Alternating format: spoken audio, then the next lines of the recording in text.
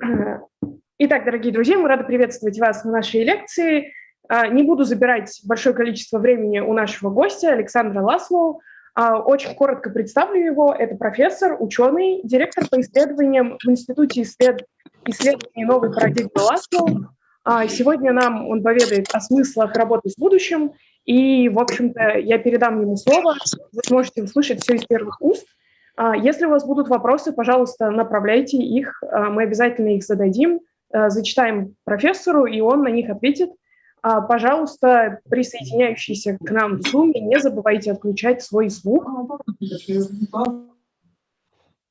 Всем большое спасибо. Наслаждайтесь лекцией.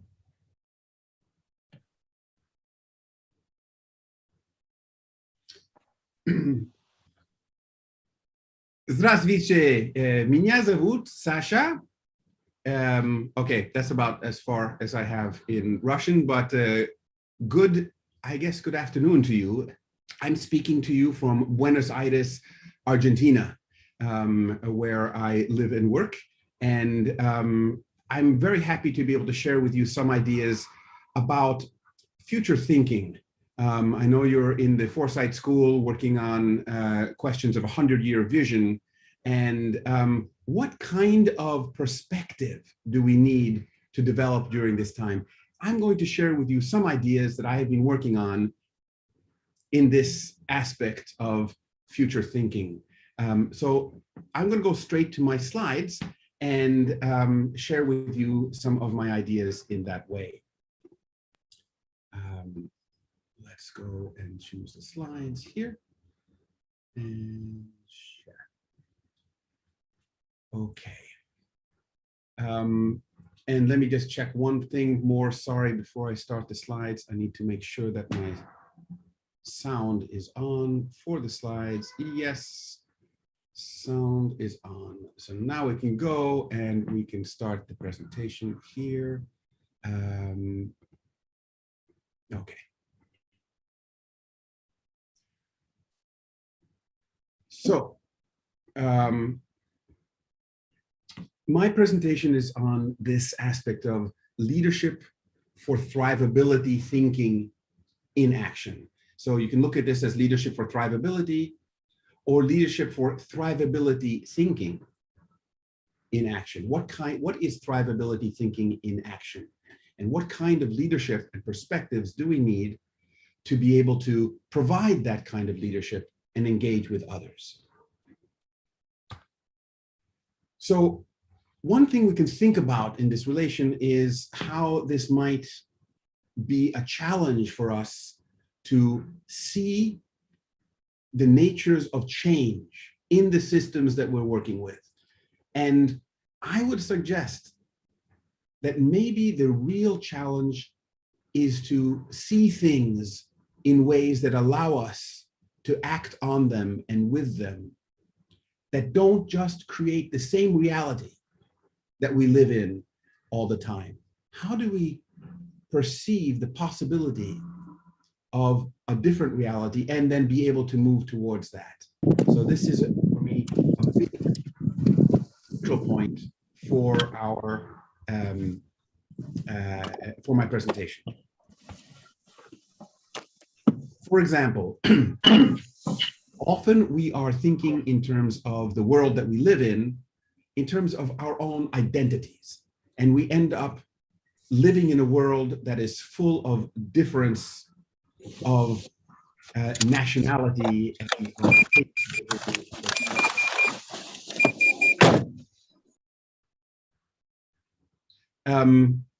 Instead, we can think of how we live in a world where there are no boundaries, no borders. What difference does that make to our own identity when we say we are a planetary species?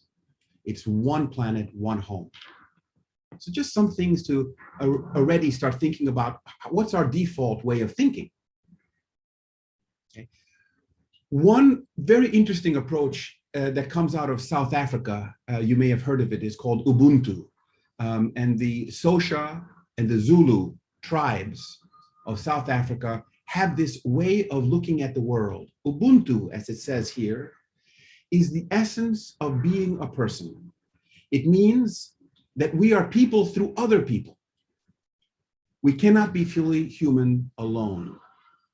We are made for interdependence. If the world had more Ubuntu, we would not have war. We would not have this huge gap between the rich and the poor. This is what Bishop Desmond Tutu, who has the Nobel Peace Prize and is a colleague of Nelson Mandela and the Dalai Lama and others, he expresses Ubuntu. He's from South Africa and works with the tribes there. I am because we are. That is the expression of Ubuntu. I am because we are. How different that is to thinking that I am by myself, I need to look out only for myself, everybody should look out for themselves, we are separate. That's a very different way of thinking. So let's keep in mind what it would mean to think like this in terms of Ubuntu. Now, we're living in a world of deep systemic interdependence. And this little diagram here just shows how everything is interconnected. It doesn't actually show it, but the idea is that you can't engage in any of these areas, from health, education, from the global aspects of our interrelation, the global business and global governance. All of these things are interconnected, right? So that's part of the systems point of view, sustainable systems, right? And we're going to look beyond sustainability in this presentation. Lester Milbrath, already almost 50 years ago, more than 50 years ago, rather, nope, almost, no, now it's 30 years ago, 30, 40, 50, yeah, almost 50 years ago, said, as a society, we have to learn better how to learn. I call it social learning. It is the dynamism for change that could lead us to a new kind of society that will not destroy itself from its own excesses. For we must share a vision of a new society before we can realize it. Designing a better society and maintaining a good life require deep thought and sustained effort by all of us. Reasoning together is the only way we can bring it about. So what I want to explore with you now is the role of reason, as well as the role of intuition, as well as the role of empathy. All of these things are needed for creating this new path. Now, the challenge is that we get so in love with our science and technology, and we think that it is going to immediately bring us to the kind of futures that we love and that we want. And we have incredible gadgets that take us into space, like we've just been seeing with Richard Branson and Jeff Bezos. And we have all of these things that we can wear, from iPhones to iWatches to all of our devices now. But if our thinking is the same as it was 100 years ago, our values are the same as they were 100 years ago, then this kind of picture is what we're left with, and we're not going to get very far. So what are the implications? The increasing interdependencies among social, technological, and environmental systems have also meant that we have increasing power in our world of business to shape our world. So that's true. The science and technology have meant that we can move mountains. We can extract oil from the earth through fracking. We can do all kinds of things right now to manipulate our physical environment, right? Great power.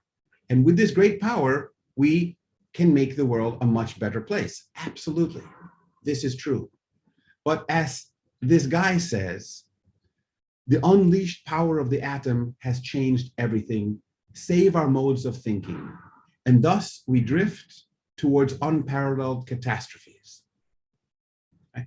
So this means that it could, as we say here, change our world for the better, all our power of science and technology, but also it can create a more unstable, a less sustainable world. So this really is, how do we engage? So what is the challenge? The more powerful the technology, the more serious the secondary and unintended consequences. That is something that is quite true. When we think about maybe making a genetic modification in a bacteria so that is now resistant to disease, to malaria, to something else, that may have a cascade of secondary effects that change the whole ecosystem balance. And you know this. This creates many possible problems. So if our thinking has not changed, but our technology has, the question to reflect on is, where are we going? Where are we drifting if we don't have a clear vision for this? Here's this guy again with his bad hair. He's saying, our technology has clearly surpassed our humanity. Well, this then is the challenge. How do we not just try to look for the technological solutions, but now for the ways of being and the leadership frames that can create a sustainable and thrivable future? This is where systems thinking can come in and be a helpful and powerful framework for us to engage with these challenges. Non-systemic thinking just pushes over the block because we need more space, and it makes the changes in our immediate environment. And it doesn't think about how that could come back to us in a chain of reactions. So here's a little video I'm going to share with you. It's a very simple dialogue. I hope that you'll be able to hear, but even if you can't hear, you can see what's happening to these people. I would like you to reflect on how often this kind of situation occurs to us in our daily life.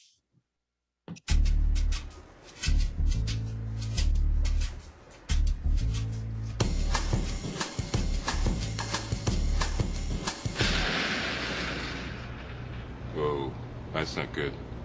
Oh, I don't need this. I'm already late. Somebody will come. Anybody out there? Do you have a phone? No. Sorry. Somebody! Hello? There are two people stuck on an escalator and we need help. Now, would somebody please do something? Help!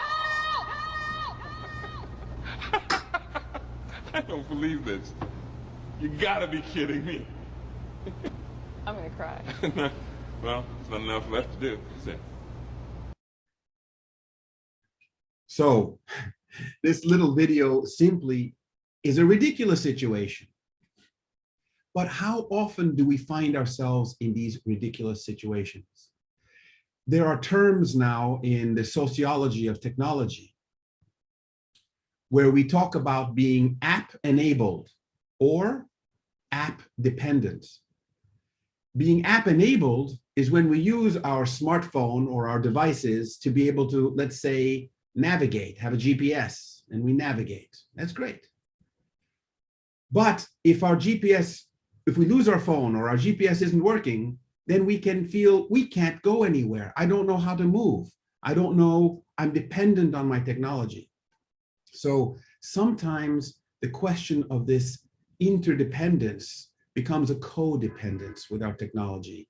And learning how to be resilient in times of change is key to the kind of leadership that we're talking about today. Systems thinking is often looked at with this metaphor, the blind men or the blind people and the elephant. Because if you have the elephant and you are blind and you come and simply touch it, you might think that it is all these different things: a wall, a rope if you hold the tail, a tree if you're at the feet. It seems like that, or a spear if you're touching one of the tusks, because you don't have the whole picture. Systems thinking is about getting the whole picture. Remember, at the beginning, I talked about a crisis of perception. So being able to put together the different views that we have requires collective intelligence. But I want to also mention that systems thinking is not the one solution to everything. because sometimes it makes us think inside a box, not outside the box. For example, in this drawing, you have the same blind people, but now they're actually with a wall and tree trunks and a rope and a snake, but they have the model in their head that it must be an elephant. And so they have what's called confirmation bias. They believe it has to be an elephant, so they don't really look at what's there. This is one of the things simply to be aware of in systems thinking as well. How much is the model asking us to think in a way rather than allowing us to see? So what I'm going to explore with you is the movement from systems thinking and systems practice to systems consciousness and systems being, right? This is about relational intelligence. Relational intelligence, and here's the guy with the bad hair again. He says, the intuitive mind is a sacred gift, and the rational mind is a faithful servant. We have created a society that honors the servant and has forgotten the gift. Relational intelligence is about thinking in terms of processes, dynamics, about relationships, not just in terms of things, of points, of static items, right? And a lot of science identifies things, but system science identifies dynamics. This requires a relational intelligence. And this is where intuition, as this guy Einstein says, is so important. Not just the rational mind, but also the intuitive mind. And then we're going to add to that the empathetic mind. But for here, I want us to think about from systems thinking, which is this whole domain where most people think who are in the systems area, but the system sensing or feeling, where you can intuitively, like Einstein says, sense, is this a good fit with our futures, with our change patterns? Is this healthy? Your body knows that, your sense of knowing, because you are a system in other systems. And this can help to a system being, a way of being the systems you want to see in the world. So these are different frames of knowing I want to explore with you here. And this comes from the work of Peter Heron and John Reason. They define 4 different kinds of knowing. The first level is experiential knowing. And this is the kind of knowing you have through direct experience. Words, images, representations, they cannot be used to convey this level of knowing. You just know. When somebody, like when the sea captain says, I feel it in my bones, or when you say a storm is coming, or you can feel these things, you sense them. You can know if something is right or wrong without knowing how you know. Okay? Trusting that type of knowing is something we have forgotten how to do very much in our overly rational world. The second level is presentational knowing. And this is learning through creative interpretation. Arts, literature, spiritual allegory or stories are good vehicles for this kind of knowing. So, for example, if you know how to ride a bicycle, you can explain it to somebody, but they're not going to understand it unless they actually get on a bicycle. But you can say what it's like. You can write a poem about it. You can draw a picture. You can explain what it's like. But it's very hard to explain your knowing of bicycle riding. The next level is where most of us live, in propositional knowing. It's words, concepts, models, and theories. This is lectures and readings and writings and all. This is the stuff we go to college and to university to learn this level of knowing, okay? But we don't often do the first 2 levels. The 4th level is practical knowing. And this is learning through doing, participating, designing, and engaging in different types of projects that apply models, theories, and other forms of the level before, propositional knowing. And So this is the way we build bridges, we do medicine, we make architecture, we teach courses in universities. This is practical knowing, bringing the propositional knowing into action. But the first two types of knowing are often ignored. And I would like to suggest to you that they are essential for the kind of leadership in uncertain times, leadership in times of rapid change. Here's a little story that comes from a work from Otto Scharmer in his trying to talk, when he wrote about Theory U, he talked about the violinist, Micha Pogasznik, I can't do that. And he's a wonderful violinist, this guy. And he played in this amazing church in Chartres. It's a cathedral, it's huge. And this is what he had to say. I felt that the cathedral almost kicked me out. Get out with you, she said. For I was young and I tried to perform as I always did, by just playing my violin. But then I realized that in Chartres, you actually cannot play your small violin, but you have to play the macro violin. The small violin is the instrument that is in your hands. The macro violin is the whole cathedral that surrounds you. The Cathedral of Chartres is built entirely according to musical principles. Playing the macro violin requires you to listen and play from another place, from the periphery. You have to move your listening and playing from within to beyond yourself. So just keep this in mind. How do we play the macro violin when we are engaging with challenges, with problems, with a leadership possibility for us to make change? Right? So moving your listening and your engagement, your playing from within to beyond yourself. Okay. This is the challenge of leadership, right? And often we are taking leadership roles and we have no idea what the pattern is or where we're going, but people depend on us.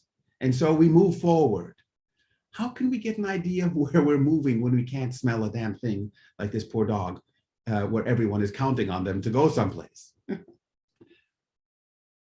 Okay, let's look at the current situation in the world today. And this is not the reality, this is my understanding of the four trends that are shaping our decision-making space in our world today. One level is the geopolitical, the socioeconomic, and the health challenges all combined. And that fundamentally a new reality in terms of the potential for crises and opportunities are surrounding us. We're all in the midst still of a pandemic. We still don't know quite how this is going to play out. We're finding our way forward, but it is changing the landscape of our geopolitical, our socioeconomic, and definitely our health realities and how we respond to them. Of course, there are environmental stresses. We say the bigger context is the climate change. The bigger context is species extinction. The bigger context is questions of potential collapse of our biome, of our biophysical environment. So there's a recognition of a state of intractable interdependence. We cannot ignore the interdependence with our physical environments. And the implications for the viability of our planet to sustain life depend on this recognition. How does that change the way we make decisions and move? Then there's the question of technology, which I mentioned a little earlier. But what kind of technologies are emerging? We have nanotechnology, robotics, smart data, which is beyond big data, but it's relevant data that is coming to us in useful real-time forms. There's the Internet of Things. There's deep artificial intelligence, where the artificial intelligence algorithms actually evolve, modify themselves. There's virtual reality, augmented reality, and there's even artificial empathy that is being developed in technology to help people, for example, children with autism. Any of these technologies is disruptive by itself. But when you combine, for example, nanotechnology robotics and artificial intelligence, you can develop nano doctors, nanobots that are able to go into the bloodstream and make modifications. This is a huge advance. And many of these technologies can be combined in this way. So you have self-driving cars, and you have many other things that are emerging. What different kind of world does this mean that we're living in? And this also has a big impact for education. So I say here, information and communication technologies enable, facilitate, and promote the virtualization of life. And this means we also have a huge impact on the virtualization of learning. So of course, as we've experienced throughout the pandemic, being connected by the internet and cell phones and other devices through personal and professional networks is becoming increasingly a necessity. And this changes the way in which we relate. Remember the idea of relational intelligence. So we have to actually think about how are we being changed? How are we changing our relations when everything is done online, or where everything is done, when meetings are done on Zoom, etc. Right? So it means a different kind of being and becoming. In Chinese, the term crisis is made up by two of these characters, danger and opportunity. So maybe this is a time of crisis that we're living in. But in the crisis, there's both danger and opportunity. It's not only bad, but of course, crisis is not only an opportunity for emerging a new dynamic. How do we find the crisis? Sorry, how do we find the opportunity in the crisis and avoid the danger? VUCA is a word, or it's a term. It's a term that made out of, what's that called? When it is made, it represents different words. So I'll tell you what it represents here. Oh yes, an acronym, thank you. It's an acronym, that's the word I was looking for. It's an acronym that represents these words. It's used mainly in the context of complexity thinking and the sciences of complexity, where they describe situations and contexts that are volatile, meaning they can explode without notice, change direction very quickly. Uncertain, meaning that you can't tell when it will happen, and it is not clear what the signals are again. Complex means that you can't really understand where the beginning or the ending or the middle of this is. There are many layers to it. And ambiguous has to do with the signals about whether it is about to explode or not, whether it is about to change or not. It's ambiguous. So situations that are VUCA are increasingly on the rise. Now, there's another acronym called RUPT, R-U-P-T, which is more about the experience of VUCA situations. So people experience situations that are rapid, unpredictable, paradoxical, and tangled. So these mean the same thing, but VUCA refers more to the scientific description of the situations, and RUPT refers more to one's experience of VUCA situations. They simply appear to be confusing because they're so rapid, unpredictable, paradoxical, and tangled. So the challenge is to live in a world that is increasingly VUCA. We must work and live more and more in VUCA and RUPT environments. How do we do that? Not with the same kind of thinking that we had last century. To meet these challenges, we cannot do it alone.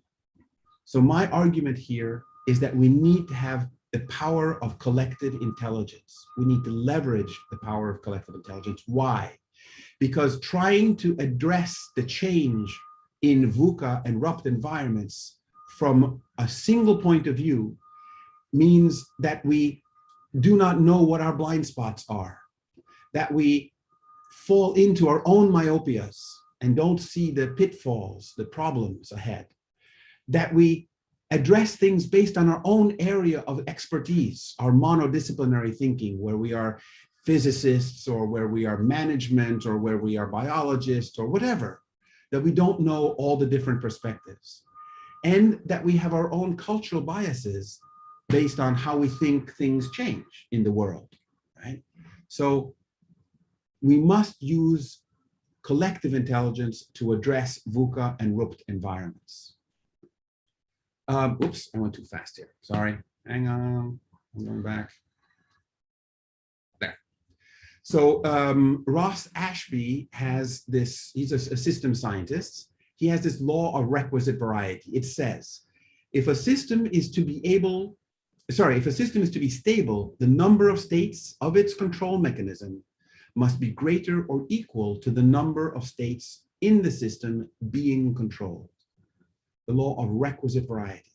This means that if you are a living system in a changing environment, and there are n number of potential changes in your environment, you need to have n+1 number of responses, potential responses. If you don't have n+1 number of potential responses, a change will come that you can't adapt to, that you can't deal with, and then you are wiped out. So this is the law of requisite variety. How do we develop this type of thinking, the n+1 ability of response? I'm going to suggest a few approaches. Systems thinking, as we've talked about here, is key. So is collective intelligence, as I've been mentioning. So is empathetic learning, and I want to focus on that next. Design thinking is a way of looking at things that always sees their potential in other contexts. So design thinking is an approach that is key as well. Biomimicry, understanding nature as mentor, nature as the great teacher of experimentation, and seeing what the patterns of sustainability are in nature, applying that to our own social systems, health systems, political systems, and so on. And experimental prototyping, meaning all the time experimenting, trying it out, and then modifying. These are the approaches that help with this kind of collective intelligence and VUCA world. But let me focus on empathetic intelligence and empathy thinking for a moment. Charles Eisenstein talked about moving from the story of separatedness to the story of interbeing. He says, the state of interbeing is a vulnerable state. It is the vulnerability of the naive altruist, of the trusting lover, of the unguarded sharer. To enter it, one must leave behind the seeming shelter of a control-based life, protected by the walls of cynicism, judgment, and blame. I just want you to think about the earlier slide at the very beginning that talked about Ubuntu, and where Bishop Desmond Tutu talked about the framework of I am because we are. This is the story of interbeing. How can we create those dynamics of change in our leadership? We are in a VUCA world. We are constantly surrounded by this volatility. Remember, the first V in VUCA is volatile. And there are different ways of responding to this. The fragile frames are easily broken. The agile frames adapt and move quickly. But the anti-fragile frames are the ones that allow us to embrace change, embrace what might even seem like crisis. Remember that crisis has both opportunity and danger. And looking for the opportunity in crisis is a kind of anti-fragile approach, right? How can we become more anti-fragile, less fragile, even beyond agile? So here's one approach that comes from the Scandinavian countries. My mother is Swedish. So in Sweden, they use the term näringsliv for business. Näringsliv means nourishment for life. What a different word than business, which means being busy, busyness. And it's even worse in Spanish, where I'm living in Argentina, and the word for business in Argentina is negocio. Negocio means neg, ocio. Ocio is leisure. It's time off, leisure, relaxation.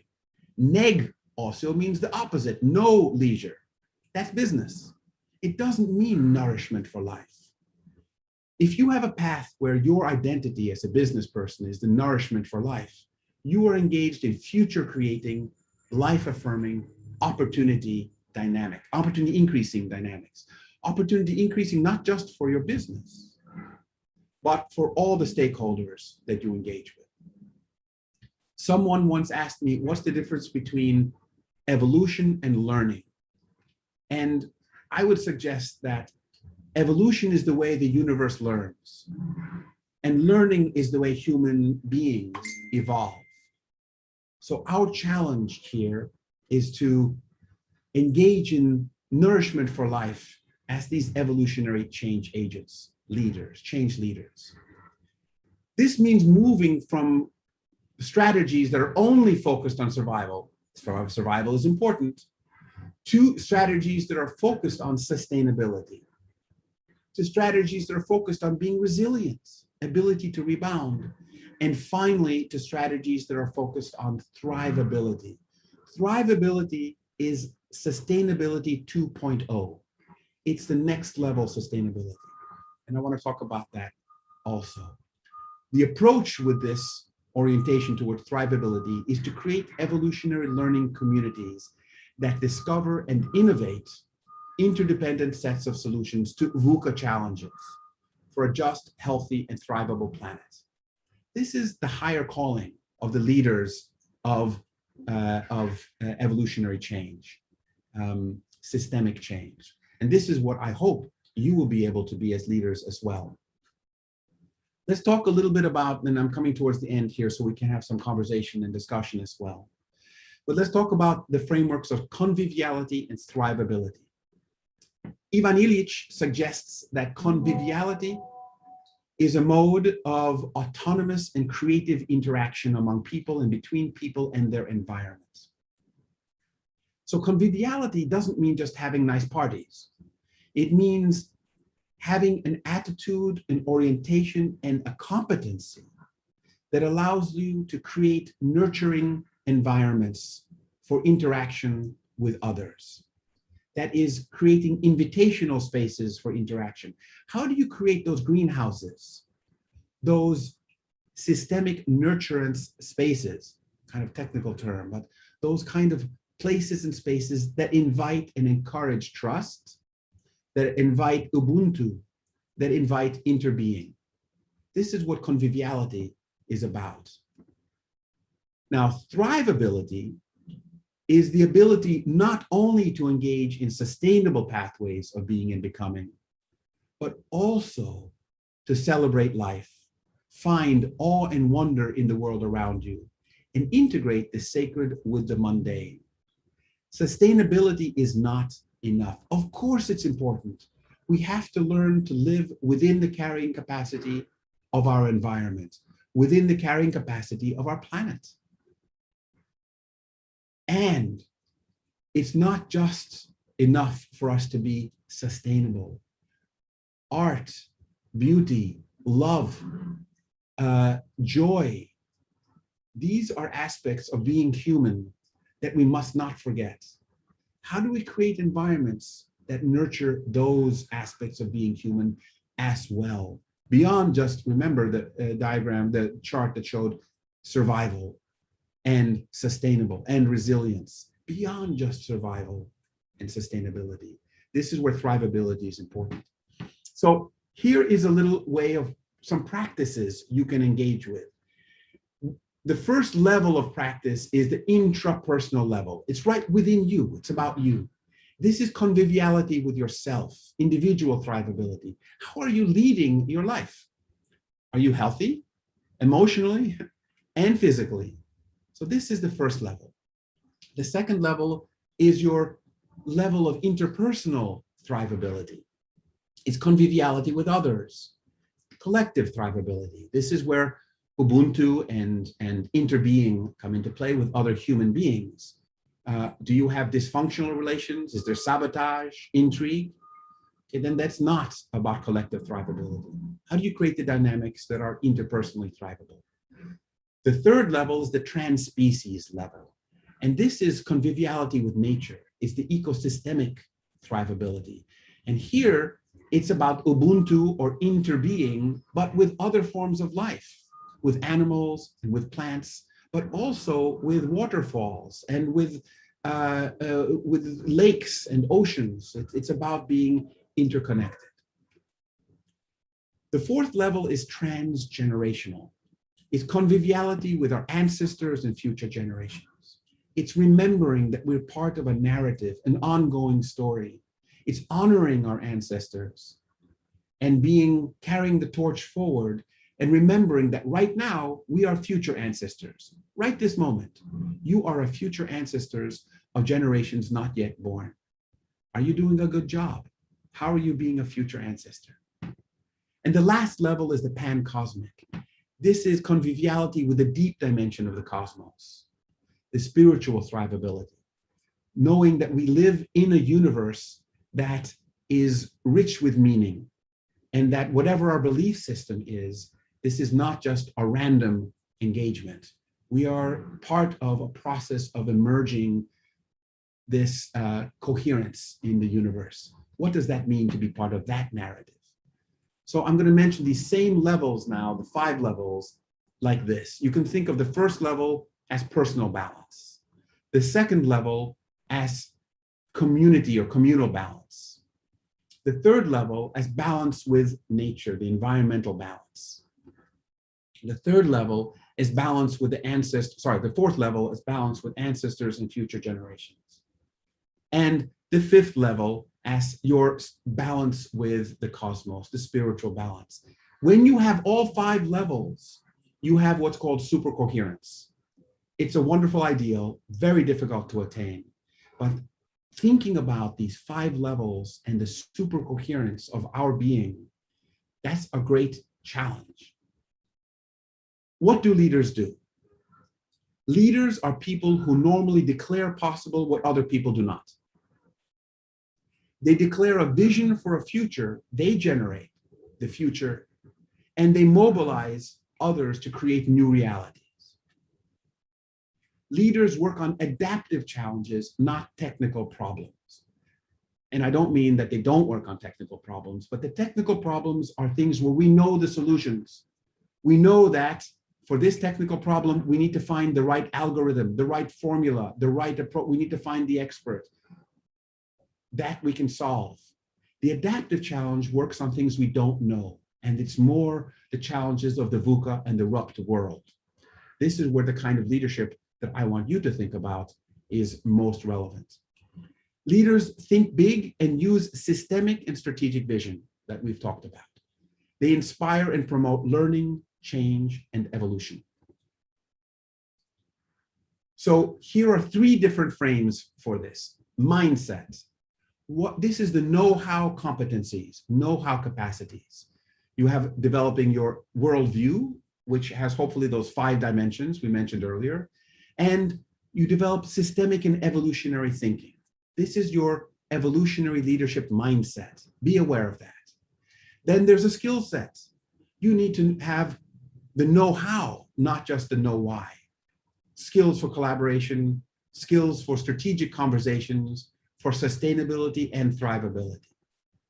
But there's also the heart set. This is the care how and care why competencies. This is at the core of relational intelligence and what we talked about in terms of empathetic intelligence. Learning from nature, biomimicry. This sense of syntony, and I don't want to get into that term too much now, but syntony is dynamic harmony. Just thinking about that, dynamic harmony is syntony.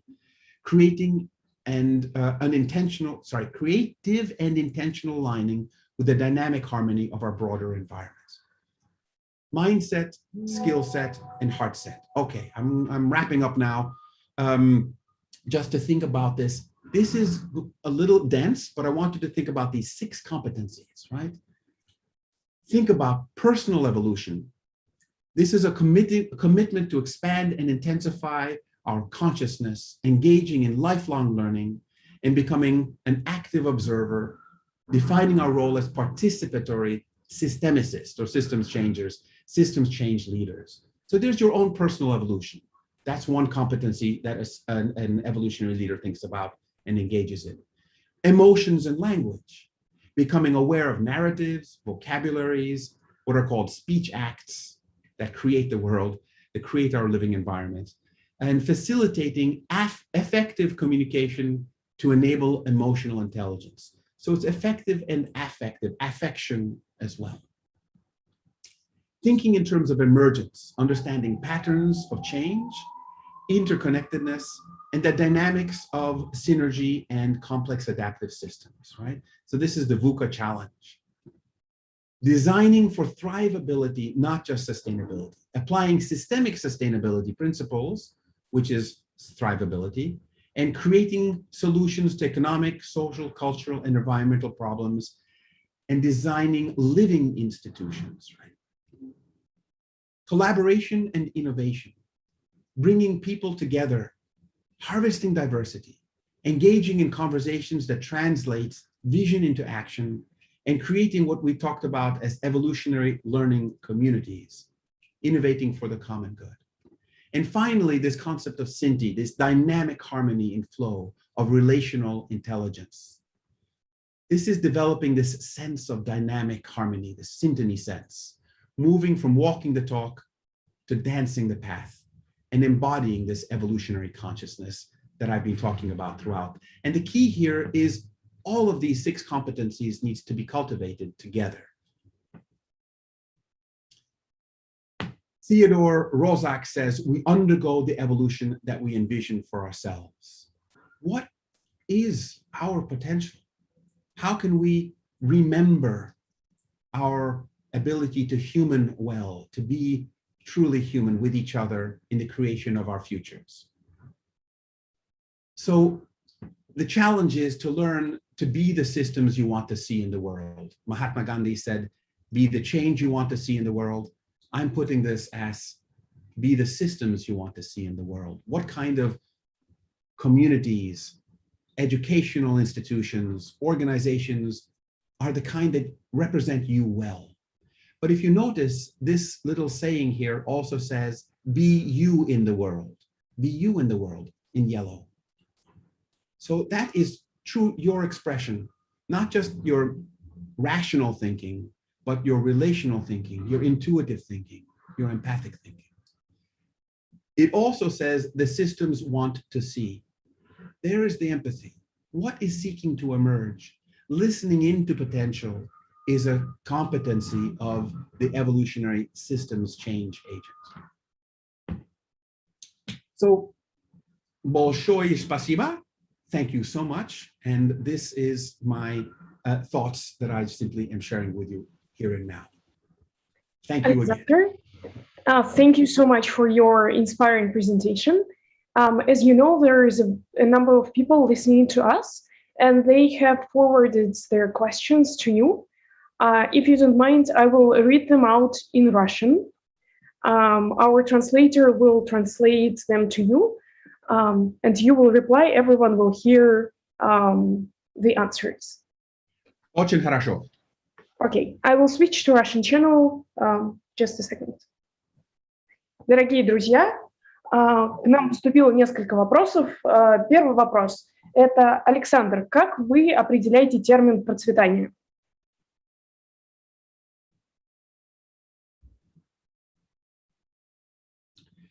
Okay.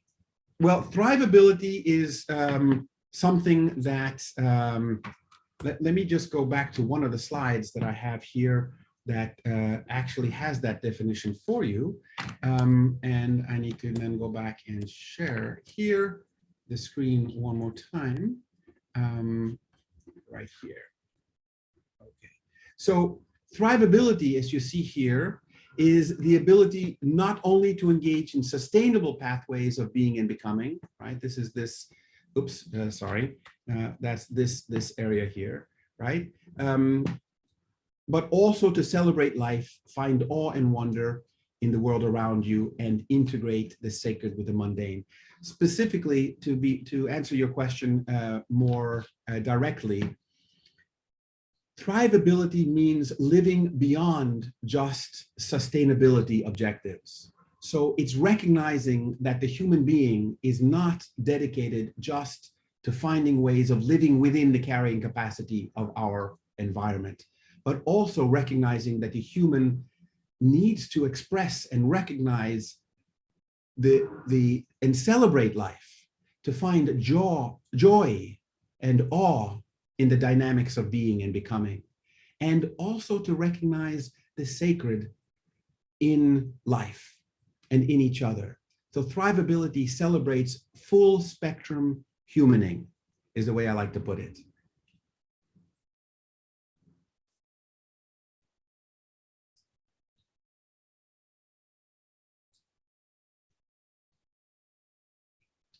Спасибо большое за ответ.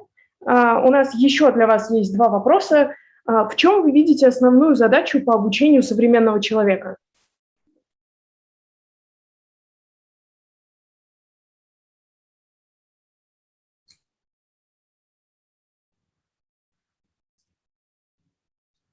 Okay, training or teaching, I think, you know, it's a very important issue, because if we train and teach people only about the mindset of how to manage in our world, or only about the skill sets of how to apply those ideas to be a change leader, and we don't also include in our training and teaching the heart set, those competencies and skills about the caring why, then I think we are not preparing people for VUCA and RUPT change. We need all of those.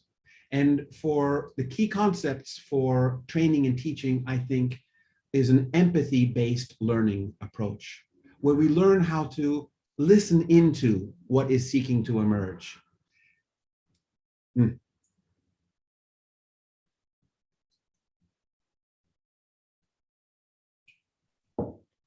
Спасибо. И еще один вопрос. Можно ли стать страной технологического лидерства, не будучи лидером в образовательной повестке?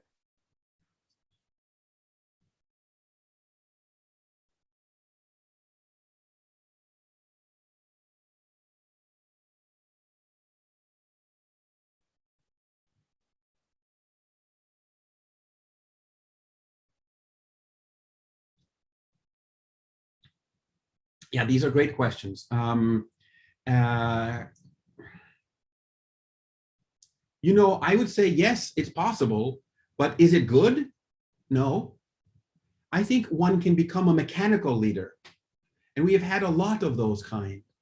Ones who want to optimize our technological power to make the environment what we want, to manipulate things and people. So it's possible. In fact, we have many governments around the world that operate this way. But the challenge for life in a VUCA and RUPT world requires the collective intelligence that includes this interbeing, this sense of interdependence, because we live in an interdependent world now. The whole COVID experience is a great example of that. We need to collaborate and cooperate because our collective futures are at stake. We no longer live in a world where we can do what we want in one place without it affecting the other places. We are truly an interdependent species. How do we address that? Not just with technological solutions. The only way to address that is by being fully human, and that involves the collective intelligence, the relational intelligence, and the empathetic intelligence.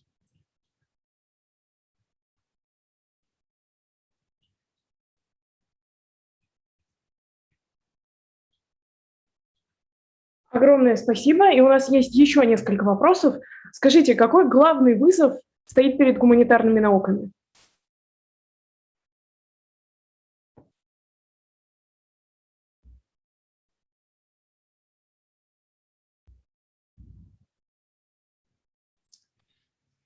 The main challenge is being seen as relevant by the rest of academia. I think it's incredibly relevant in the liberal arts to be able to develop the kind of ability to be human. Remember one of the early diagrams I had with this spaceship and the people with the horse and the carriage. Liberal arts help us develop the human capacities.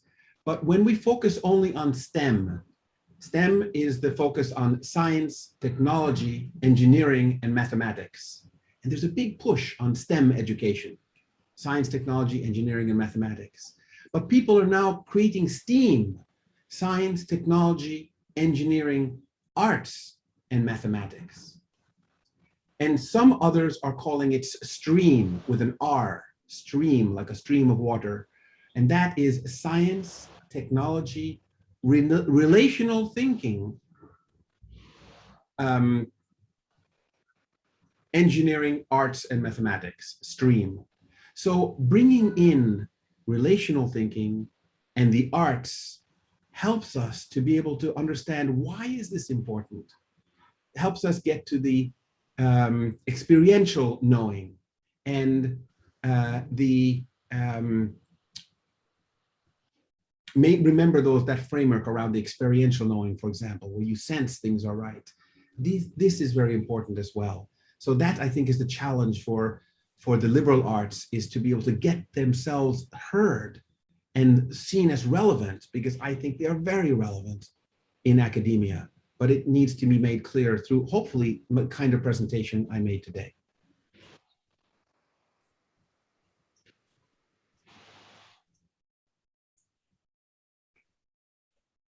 Так, большое спасибо. И у нас последний вопрос, и мы, в принципе, закончим. Применим ли термин «счастье» к вашей концепции? Какое условие для личной и общей эволюции?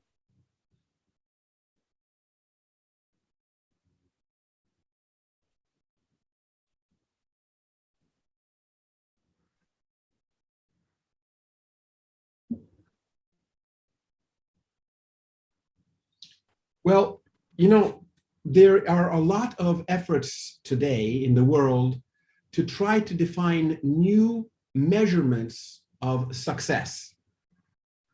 And at national levels, we have the gross domestic product and the gross national product are standard forms of measurement of success. But they are increasingly being either replaced or augmented by measures that include things like happiness.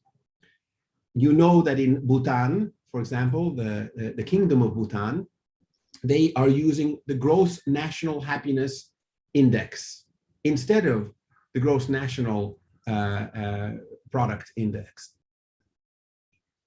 And there are ways of measuring this. You don't measure happiness directly, but you measure it indirectly.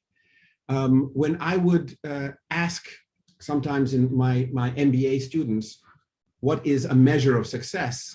The old style would be to say, well, money, power, or status, my position. If I have a powerful position, I'm successful. Or if I have a lot of money, or if a lot of power over people, that's success. That's the old framework. But more and more students are telling me that success for them would be, for example, to be able to wake up without an alarm every day. That means that they have reached a level of self-direction that they don't have to be the slave to an alarm clock. Or that they are able to bicycle to work because they choose to, not because they have to. That's a good measure of success. Or other aspects that show us that we are living this life of those 5 levels of thrivability and conviviality. So happiness is about trying to find those ways that are future creating, life affirming, and opportunity increasing, as I mentioned in the presentation, not only for yourself, but for those who you interact with. Then you create environments where you can actually be in thrivable relationship with others and with the change patterns. Right? So I think happiness is a very important indicator, and it's being used also as a measurement in many criteria for success and even for national development planning.